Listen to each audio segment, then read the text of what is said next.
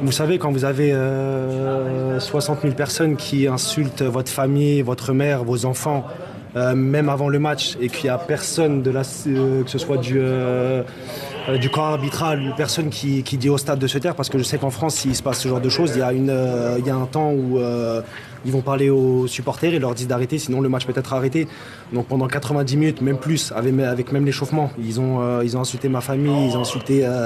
Donc c'est quelque chose c'est quelque chose qui touche. Donc honnêtement, voilà, je suis très heureux d'avoir gagné.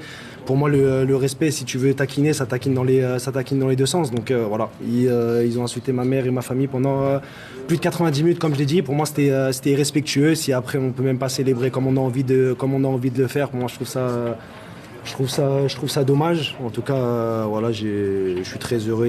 Pour moi, c'était le plus important ce soir de se qualifier et c'est tout ce qu'on va retenir. Ouais, mais moi je suis supporter lyonnais ce matin, les gars, j'y vais pas bien là. Bon, pour ceux qui n'ont pas suivi, Fenerbahçe a sorti Lyon en barrage de la Ligue des Champions et Matteo Guendouzi nous a fait un cirque Pinder sur le terrain en venant insulter tous les supporters lyonnais, en venant les chambrer comme pas possible, etc. Il y a même un supporter qui a sauté à l'entrée des vestiaires pour mettre une tarte à Guendouzi, pour vous dire. Alors, moi j'ai écouté ce qu'il dit.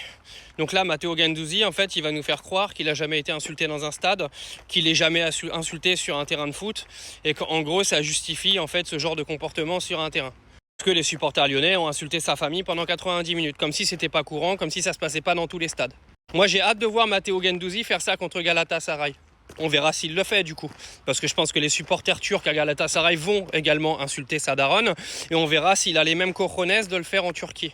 Non mais arrivé un moment les gars, moi je veux bien toutes les excuses des insultes etc, mais c'est le foot en fait, c'est à dire que tu te fais insulter tout le temps et quand tu as un contrat et quand tu touches des millions d'euros, le minimum de ton devoir c'est de savoir te contrôler en fait quand tu te fais insulter, parce que c'est un petit peu la base d'un joueur de foot, c'est de montrer l'exemple. Les excuses ouin de il m'a insulté, hein. Les gars, c'est le foot. Faut arrêter avec ça. Les mecs ils vont me dire non mais il a raison, non mais il a pas raison.